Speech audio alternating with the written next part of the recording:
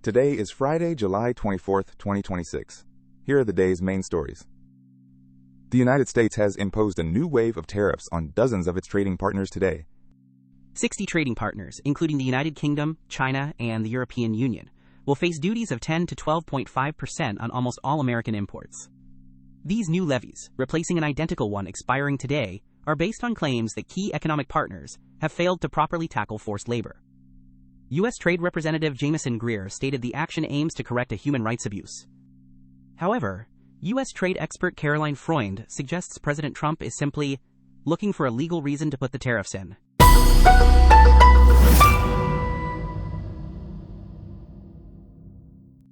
In Europe, wildfires continue to rage, prompting mass evacuations in France and a national emergency declaration in Spain. French authorities have ordered the evacuation of the entire Cap Ferret Peninsula on the southwest coast, with hundreds escaping by boat. Tens of thousands are being evacuated from this tourism destination west of Bordeaux, as firefighters battle blazes that began on Tuesday. Overnight, 8,700 hectares, or about 21,500 acres, were consumed by the flames. French Interior Minister Laurent Nunez confirmed 40,000 people have been, or are being, evacuated, and 80 homes have burned, with around 50 completely destroyed. Meanwhile, Spain's government has declared a national emergency as wildfires burn out of control near its capital, Madrid. Tensions in the Middle East are escalating. President Trump has vowed to punish Iran and Houthi forces for recent attacks in the Red Sea, with Reuters reporting the U.S. has carried out more strikes, and that President Trump is threatening, quote, major military punishment. The Guardian adds that President Trump says a decision on a massive attack against Iran is close, following reports of U.S.-Iran strikes affecting global energy markets. In India, representatives of the Cockroach Janta Party are holding talks with the government today. Thousands continue to protest, demanding the education minister's resignation.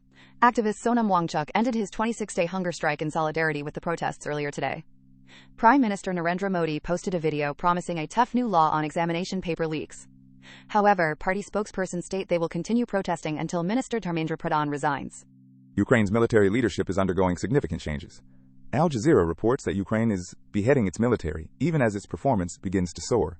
This follows a week of protests that reportedly pushed President Zelensky to bring in a younger military chief. A South Korean court has ordered the chairman of corporate giant SK Group to pay his ex-wife $644 million in a divorce settlement. Local media has dubbed it the, quote, divorce of the century. The award, which still needs to be finalized, comes more than a decade after Chairman Chae Tae-won's marriage fell apart. On the diplomatic front, U.S. Secretary of State Marco Rubio said yesterday that the Trump administration is ready to help end the war in Ukraine. Speaking in Manila after talks with his Russian counterpart Sergei Lavrov, Secretary Rubio acknowledged there is no quick path to a deal, saying diplomacy will require sustained effort and new ideas. That was the NDP Media News Digest. Thanks for listening.